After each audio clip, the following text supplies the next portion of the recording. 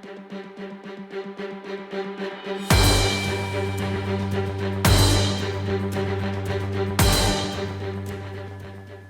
speaking, and welcome to this video.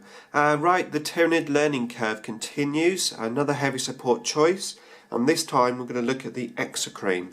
Now, as you can tell, as I'm showing you a picture of the Exocrine rather than my model, I don't actually have this model yet. It's just one of those models I just haven't got around to buying.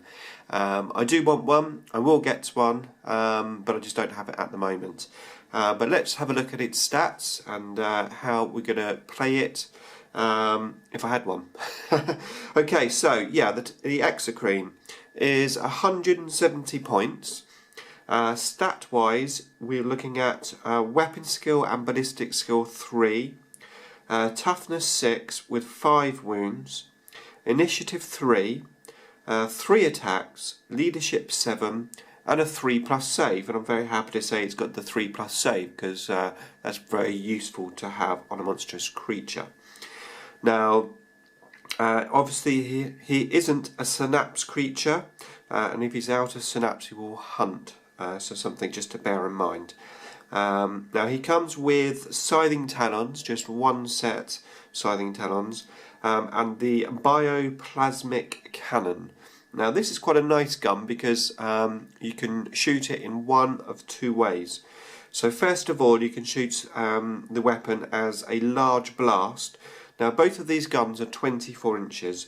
So the large blast is strength 7 AP 2. Or you can shoot 6 individual assault shots. So that would be strength 7 AP2 again, but assault 6. So right there, pretty decent guns. Yeah, the range only 24 inches, which, you know, is not that great, but it's still reasonable. And it has the symbiotic targeting facility, which basically means that if he doesn't move, he gains +1 to the ballistic skill. Now that is probably particularly useful if you're going to shoot the 6 shots rather than the blast weapon, because you know if you're going to scatter, you're going to scatter, and 1 inch generally doesn't make a great deal of difference when it comes to scattering.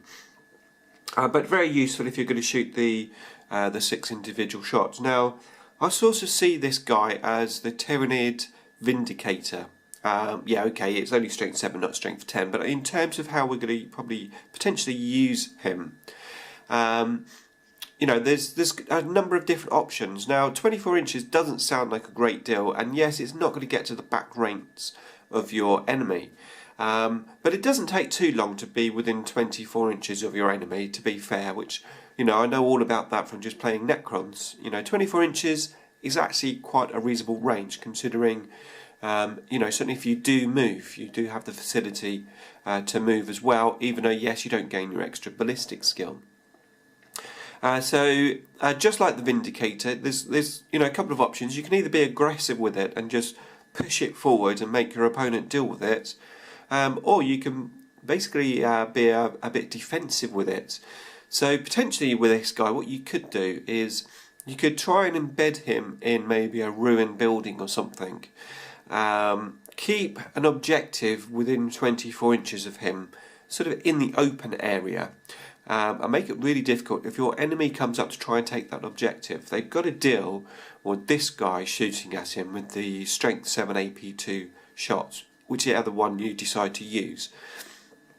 Now that is pretty good, and of course being in a defensive role means that he probably isn't going to take that much pounding from your enemy. Unlike obviously if you're a bit more aggressive, you know, if they see this guy like coming out, walking towards them, they're probably going to start shooting at it. And just like always, you know, making target selection for your opponent is going to be key with this guy. So if you just have one of these guys just walking up with like a load of Gants and stuff, then you know he's going to get all the anti-tank weapons your opponent has, you know, flung into him. We've got other units on the table, maybe more distracting units, or potentially 2 or 3 of these guys, making target priority very difficult. Then all of a sudden he becomes more powerful than he may seem on paper. I actually really like this unit.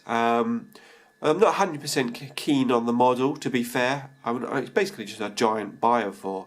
I mean, he's okay, but yeah, I'm going to hold judgment until I've actually got the model, because I do find that once you've built and painted a model, your view does change on it rather than just seeing it in a book. So I'm going to hold judgment on the actual model itself. So option wise, he can take adrenal glands, toxin sacs, regeneration and acid blood.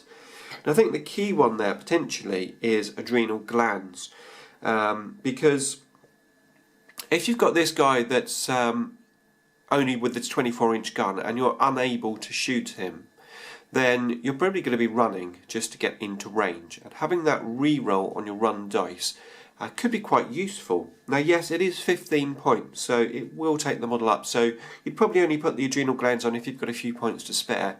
But it is a potentially good upgrade. Now, if you combine that, if you happen to get quite lucky and get Onslaught as one of your psychic powers on one of your other creatures, if you get this guy Onslaught, now that makes him a lot better, because you can stand still in the movement phase, and then you can run and shoot in the shooting phase, bearing in mind that because you've got the adrenal glands, you can be able to re-roll that run dice. So you've got potential good movement there. But obviously we can't choose our psychic powers now because they are all random. But if you just happen to be in that situation, that's awesome. And the adrenal glands by themselves can be pretty useful, as I said, if you do want to approach your enemy a little bit quicker. So that's quite a good option. Regeneration, again, I think I'm going to do just a separate video on regeneration. 30 points, it does beef up the price of the model. Potentially it can be quite useful to have that ability on a 4+ at the end of your turn to regenerate a wound, but it's a fairly big investment. Toxin sacs and acid blood, I mean, he's half decent, I suppose, in close combat, but I wouldn't necessarily give him the upgrades, to be fair, for those upgrades, personally. And then you can take a Thresher Scythe Tau, strength 4 8 before melee, 10 points. Yeah, it probably just isn't worth it unless you've got 10 points left over. So, on the whole, I would say it's actually a really good unit. I just don't play him because I haven't got the model yet, but I definitely intend to get the model. 100% I will be getting this at some point. Okay, so I think that's it for this guy. Hopefully you enjoyed this video.